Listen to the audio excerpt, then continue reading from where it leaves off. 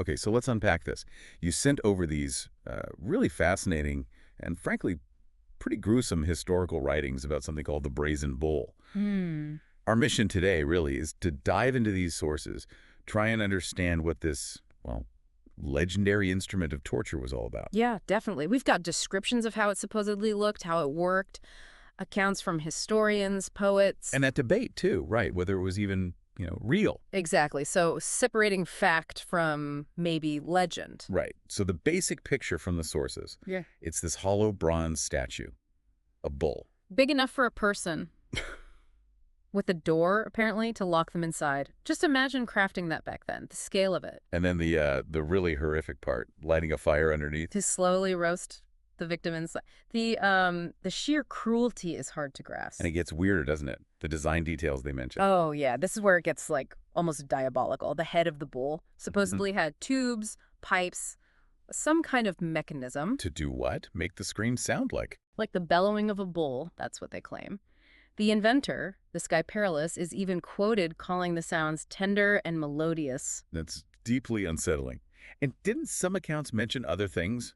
Like smoke. Uh-huh. Steam escaping from the nostrils, like a real bull. And Phalaris, the tyrant, supposedly wanted the smoke to smell like, incense. Wow. Okay. So who are our main sources for all this detail? Well, the most detailed account comes later from Diodorus Siculus. He was a historian 1st century BCE. Okay. He's the one who really lays out the perilous invention story for Phalaris, the tyrant of Acragas in Sicily. But there are earlier mentions. Yes, significantly earlier. The poet Pindar, back in the 5th or 6th century BCE, much closer to Phalaris's time, he makes poetic references to a bronze bull connected to Phalaris's cruelty. Interesting. So the idea was already around. It seems so. Which makes the later detailed story by Diodorus maybe build on an existing legend or rumor. And Phalaris himself, what's the story there? Classic tyrant, basically. Ruled Acragas, Sicily. Sources say his reign had some prosperity, but he's overwhelmingly remembered for, well, extreme cruelty. And the Brazen Bull is like the poster child for that cruelty. Yeah, absolutely. Commissioning this specific device, if the stories are true, really cements that image. Maximum suffering, theatrical cruelty. What about the inventor, Perilous? That story is quite something. It really is. So he presents this invention to Phalaris, boasting about how the screens will sound like music. And Phalaris turns it back on him. Supposedly, yeah. Phalaris, disgusted or maybe just characteristically cruel, demands a demonstration.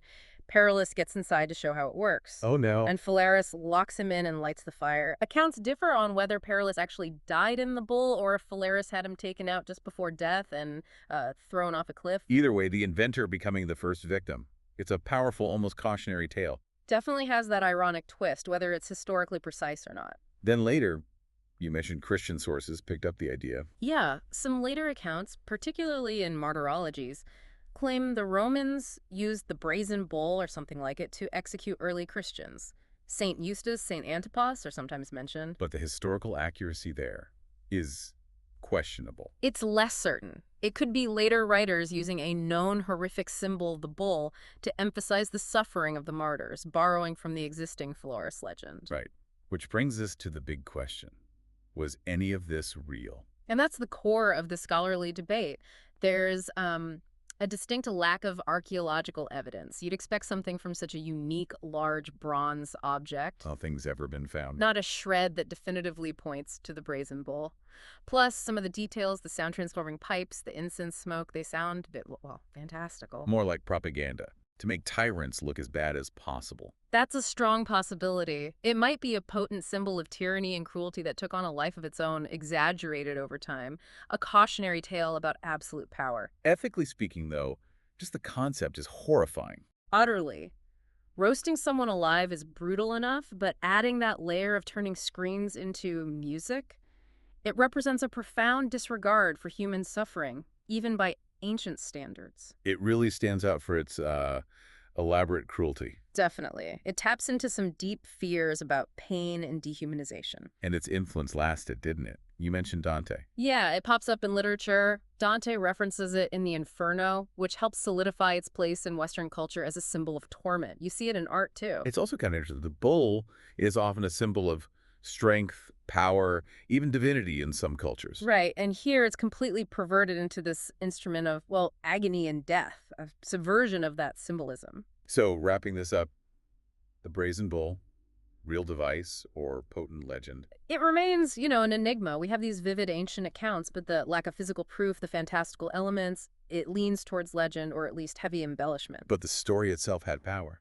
Immense power. Its endurance in history and culture shows how effectively it symbolizes the extremes of cruelty and the abuse of power. It really makes you think about that line between sort of historical fact and a really impactful narrative, and why we're still fascinated by these tales of terrible invention and brutality. Absolutely. So, the final thought, maybe for you listening, is what stands out most to you about this whole gruesome story? And what does its persistence tell us about how we as societies view power, punishment, and maybe even entertainment throughout history? Something to chew on.